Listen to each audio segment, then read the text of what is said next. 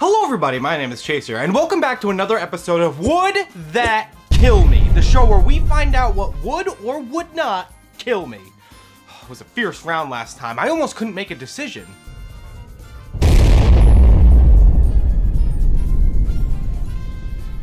Maybe. But now is the real test, an objective examination of my intellect to figure out if this thing would or would not bring me harm.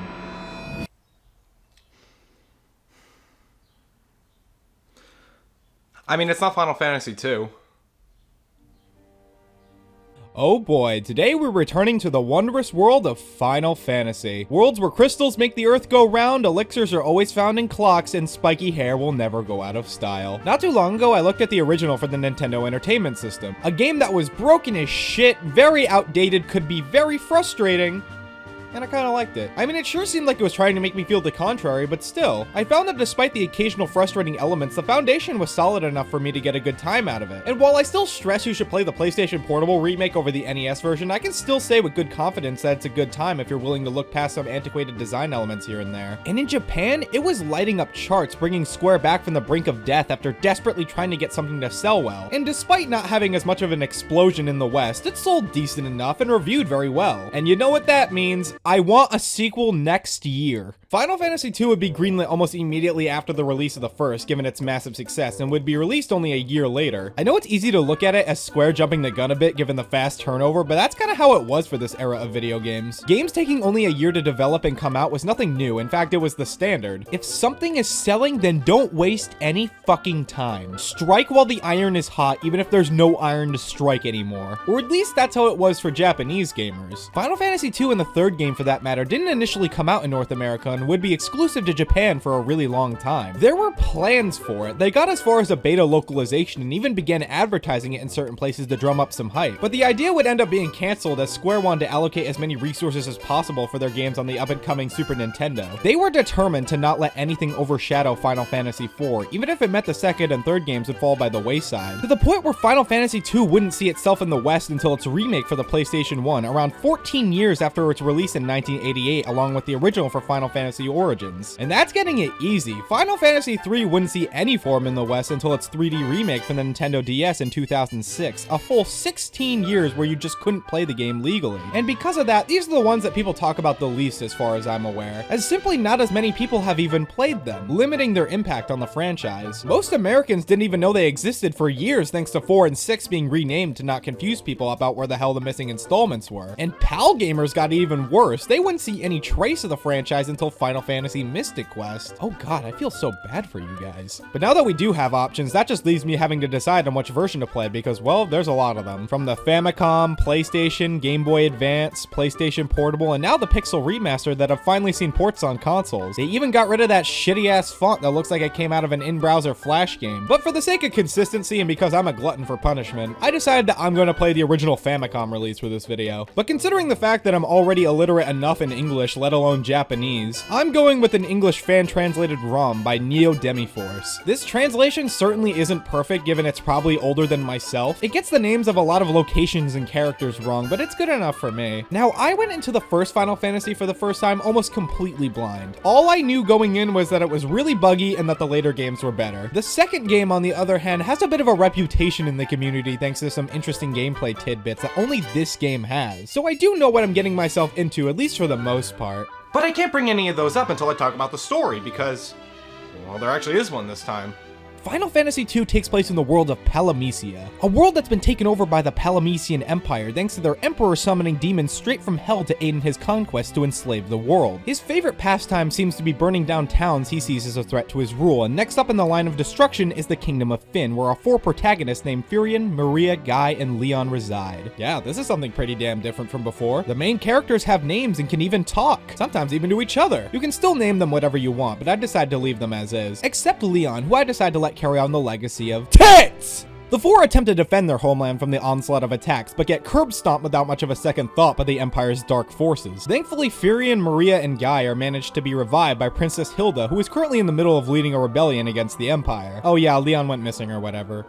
What? The game clearly doesn't give a shit about Leon, so why should I? The three immediately offer to join the rebellion, but the princess is pretty quick to shut down the idea given their lack of skills and young age. But not even 5 minutes later, she's won over, when she receives a ring as per the request of this dude, Scott, who gives it to you to bring to the princess as his dying request, to scratch that last part. From this point on, we become Hilda's delivery boys, as we're given orders to help the rebellion in their fight to overthrow the Empire. Whether it be obtaining mithril to create powerful weapons that I barely used, or invading and destroying the Dreadnought, which for some reason the goons just let us in without any resistance as long as you don't talk to them. I mean, I get it, don't do shit you're not getting paid for. The party succeeds in their mission of blowing up the Dreadnought, but unfortunately, the king, who had been suffering from some kind of unknown disease, ends up succumbing to his illness on his deathbed. The good old-fashioned "we need you to die so the story can progress" itis. At this point, the rebels are preparing to mount an attack on the Empire, but to increase their chances, the princess instructs the party to head to Dice to recruit dragoons for the upcoming invasion. Turns out they are all fucking dead. Well, that sucks. And to make matters even worse, while we were gone, Hilda was kidnapped, allowing the Empire to overtake her kingdom, forcing the rebels to find a new base of operations in this little tent. Hilda is being held in this large coliseum where the party must battle the behemoth to win her back. They win, because of course they do, and manage to retaliate and retake the kingdom of Finn, tilting the scales in the rebellion's favor. But I guess to make their victory guaranteed, the party is tasked by Hilda and the sage Minwu to travel to the town of Mycedia and find the legendary spell known as Ultima, to finally defeat the Emperor once and for all. And let me just say this right now,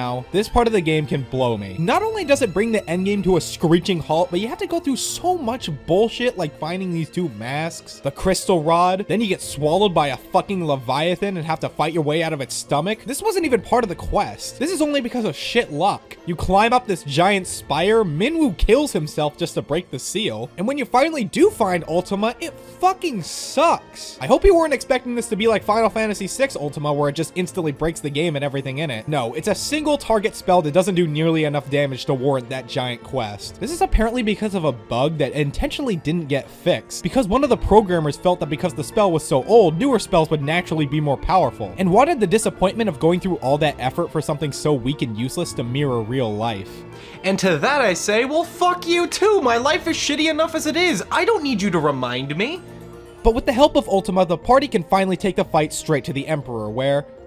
well, they kill him pretty fast. Damn, okay, for how much of a dick this guy was, I thought he would be a little harder to put down than that. But no, he's really dead. I didn't even use Ultima. Sorry, Minwu, that quest was pointless. But of course, it's not over quite yet. His right-hand man, known as the Dark Knight, no, not that one, has stepped up and become the new Emperor of Palamecia, which ends up being Leon, and if you didn't guess that from his first appearance, I question your reading comprehension skills. I thought Leon was gonna become the real villain at this point, but I don't think you're ready for what really happens. All of a sudden, the Emperor returns and retakes his throne. This isn't one of those, oh, I guess he didn't really die. Oh, no, no, no. He quite literally overthrew Satan and crawled his way out of the depths of hell to continue his conquest. Jesus fucking Christ, dude. I've seen villains being stubborn to die before, but not many are so pissed off that even hell couldn't stop them. The Great Lake of Fire might as well be collateral for this man. Leon after this finally comes to his senses and rejoins the gang, and after one really long final dungeon, the four heroes take one last stand against the Emperor, where they finally manage to defeat him once and for all. But considering the last time he literally crawled his way out of hell, I don't know what's stopping him from doing that again. But I guess they don't have to worry about that, as the day is saved and everyone can return to their lives. So this is Final Fantasy's first attempt at telling an actual story. One with characters with names, stakes, a present villain, supporting characters, and even the franchise's first Cid. Trust me when I say there's gonna be a lot of these guys of varying quality. The first game technically had a plot, but it was mostly just getting essential items and bringing them to someone. And that's still the case here. I already made the delivery boy analogy, but where it felt pretty aimless and unclear before, you're given a lot more context to your actions this go around, which is nice. I like how even certain aspects of the story have ramifications on the gameplay. There's a point where the Emperor decimates several towns in the overworld because, you know, that's what he does, meaning you can't visit those towns anymore. Not only is this impactful because he just killed multiple towns worth of people, but also because, damn, I can't go to those shops anymore, they had good prices. This plot is a lot more depressing than before, that's for sure. The game opens with you and your party getting demolished, being one of the first games I know of to have a battle you're supposed to lose. And after that, it's death after death after death. It feels like every side character you meet dies at some point, whether it's to sacrifice themselves in aid of the hero's quest or getting crushed by a random boulder. The music helps drive this tonal shift. This has to be one of the most somber overworld themes I've ever heard in an RPG. I'm so used to walking around feeling hopeful and adventurous, but here it's like we already lost. Soundtrack is pretty damn good though. I don't like it as much as the original, but there are some pretty good tracks here. The boss music is a great piece. I don't know why they don't play it more. It's used almost exclusively for the endgame bosses, and I'm not sure why. I do have to give it to the Emperor. Like, he's a pretty generic villain, all things considered, but he's a persistent threat that you want to kick in the dick at all times, so I think he's effective. Conquering land and rebellions is one thing, but this man took over heaven and hell and came back to continue his rule like nothing happens. He could be the star of a Don't Give Up ad. You might have noticed that the one thing about this story I haven't talked about yet is our main characters. Well, that's because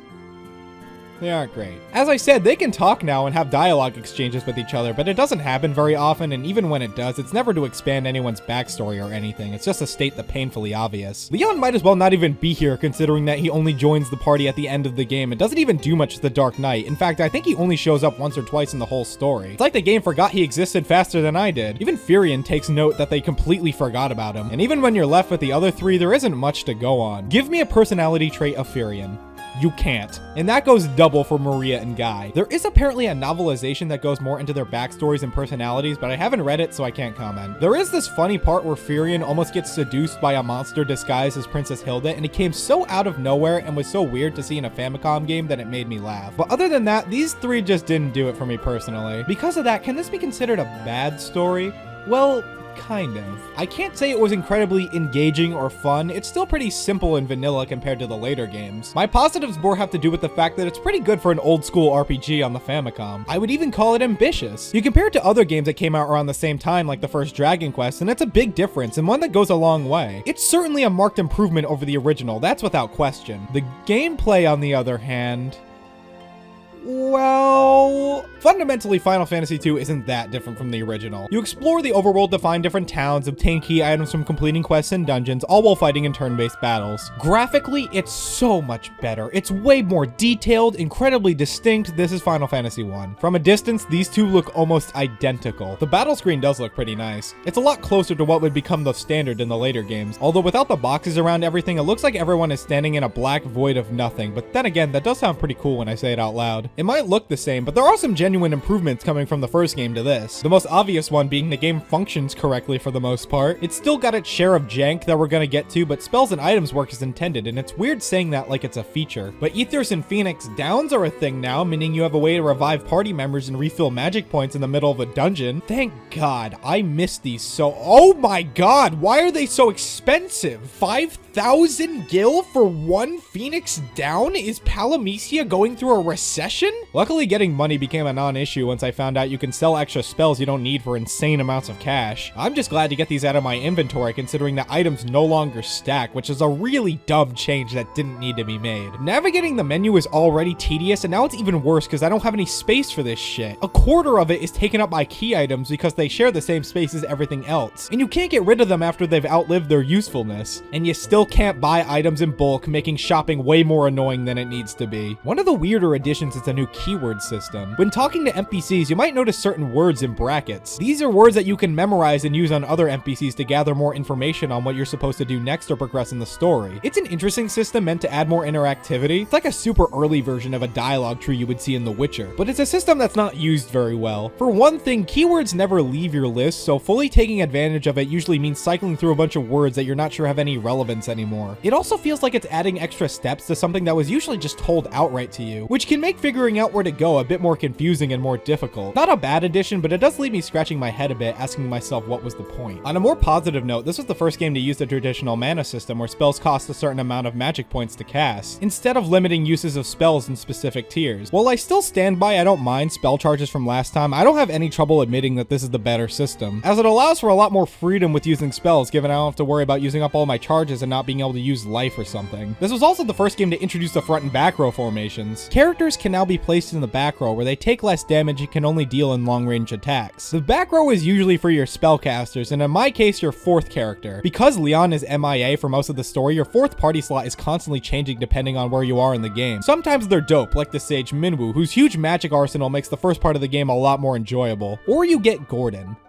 Gordon sucks. But the real problem is that their levels never scale with you, so they're always much weaker than the rest of your party, meaning that they go down when an enemy looks at them funny. I would just always put them in the back, but the problem is that unlike future games, physical fighters like most of the characters you recruit can't do shit in the back row. Their attacks just do nothing. And this can get extremely annoying because when you revive fallen party members, they're automatically put in the back row, which I always manage to forget about when entering the next battle, meaning that character is fucking useless for the entire fight. The front and back row also applies to enemies, and I don't like this change. You can't just target whatever enemies you want anymore. You have to target the ones in the front first and make your way down the conga line. It just seems to remove some of the strategy and makes battles take a lot longer than they need to, especially considering that ineffective attacks where you attack dead enemies is still a thing and just as irritating. Simply getting to the next town can take some time, at least when you're not getting dropped to the floor when you don't know where you're going. You know, one of the things I especially liked about the original was the way the world map was set up. They would section it off and make it so large chunks of the map would only be accessible once you either obtained the correct item or made a certain amount of progression. This made it really hard to get lost, and also so you wouldn't run into high-level areas before you were supposed to. Final Fantasy II's map is not like that at all. It is insanely open, to the point where you can access almost all of it as soon as you start the game, as long as you have a knack for walking and don't mind the encounters you're going to find, and that's what annoys me the most about this. It feels like if you walk just a little too far, you get thrown into a fight with the most dick-headed enemies imaginable that kill you almost instantly. Like, Jesus Christ, I'm just trying to figure out where to go. I guess it's not that way. Pretty early in my playthrough, I was walking around and spotted another town. I walk in and talk to the first NPC I see, because, you know, that's what you do in RPGs. But then I was thrown into a battle that I had no chance of winning, where I was massacred and sent back to my last save point. I would say just run away from these guys, but good luck with that. Running away from battles is busted as shit, as in it barely fucking happens unless the enemy you're fighting is massively weaker compared to you, meaning that you're going to be forced to fight most encounters you run into. The enemies, on the other hand, certainly have no issue making their leave. I literally had a fight where every enemy decided to flee before getting a chance to pick any commands. And there were so many battles that I spent several minutes on just to have all the enemies flee, and I got nothing, making it just a giant waste of time. You might be saying, well, at least you're getting experience points, so you got something.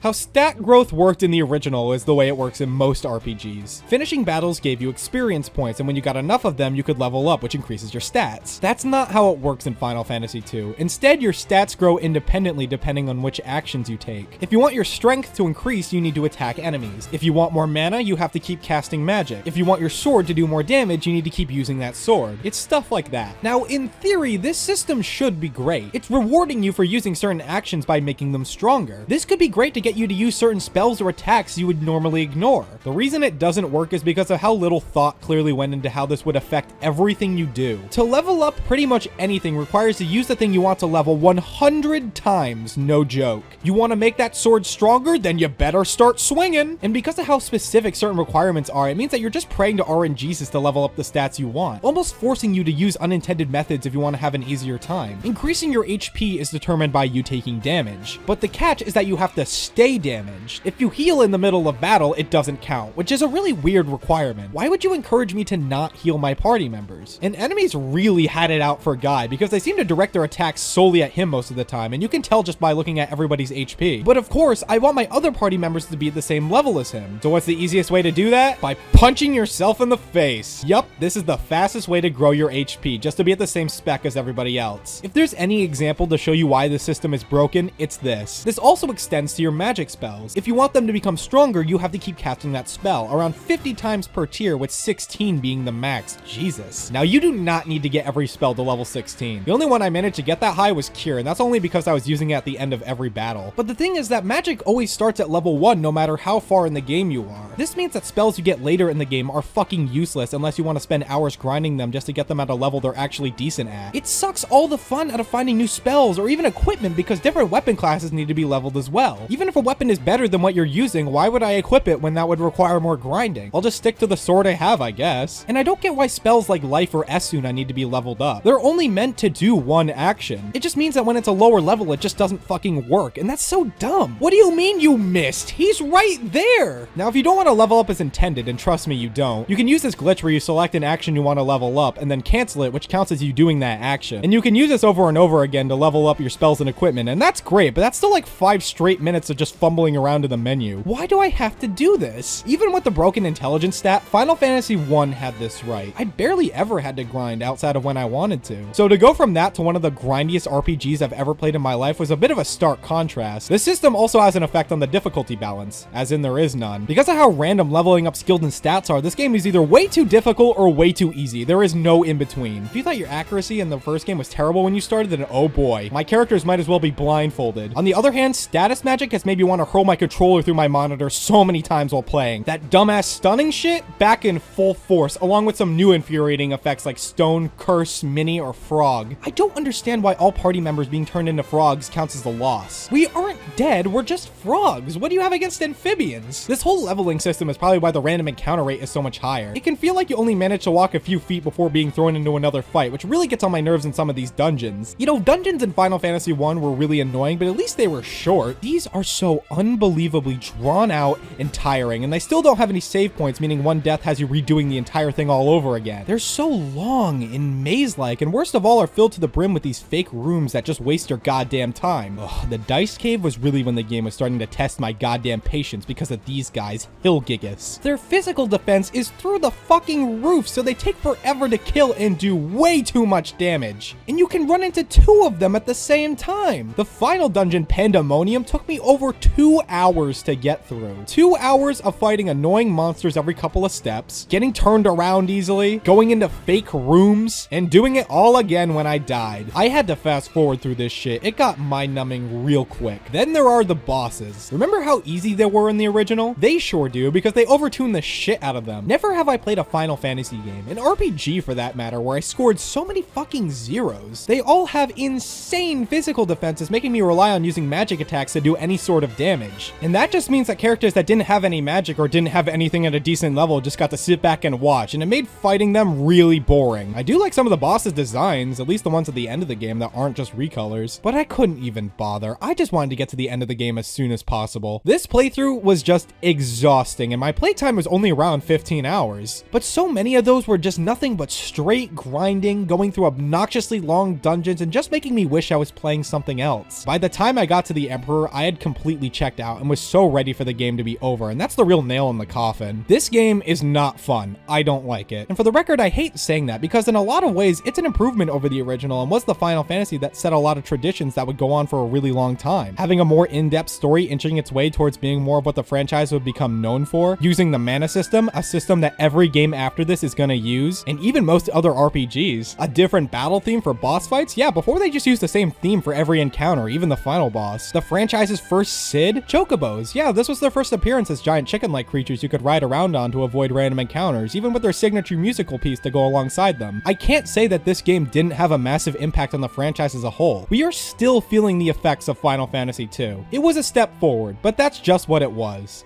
A step. A step that I'm perfectly comfortable stepping right over in the future to get to better games. There are just much better Final Fantasies out there, let alone RPGs, and it makes it hard to recommend this one, even to diehard fans of the series. There are the updated re-releases that fix a lot of its issues. Leveling is built on a curve instead of the requirements always being the same, allowing you to build your stats a lot faster in the beginning of the game while making it harder later. That is better, and you also get a shit ton of extra content if you're playing the PSP version, featuring an extra quest with all the characters that died in the main game. Really goes to show how much death there was. But from what I understand, even with these changes, it's not enough. Leveling still doesn't feel satisfying. There's the uneven difficulty balance, the overly long dungeons, the fucking fake rooms. Who came up with this? It's better, but at that point, I would just say play the other games instead. If you gotta experience it for yourself, then I recommend the Pixel remaster. It did remove the extra content, but it's the most accessible way to play and easily has the best music. I'm not the biggest fan of these Pixel remasters with how they homogenize the graphics between the games. It always just felt like they wanted to remaster 6 and only did the other games because they had the assets for it. But the one thing they got right is the new music. This shit is heavenly and my favorite version of the soundtrack by far. But you know what? If I got anything out of playing this, it has made me more excited to try out the last game on the Famicom, already knowing it's gonna be better. Like, there's no overwhelmingly long, drawn-out dungeons that require a lot of grinding in Final Fantasy III, right? But I have to find out for sure. Would Final Fantasy II kill me? Well, let me just beat the final boss and...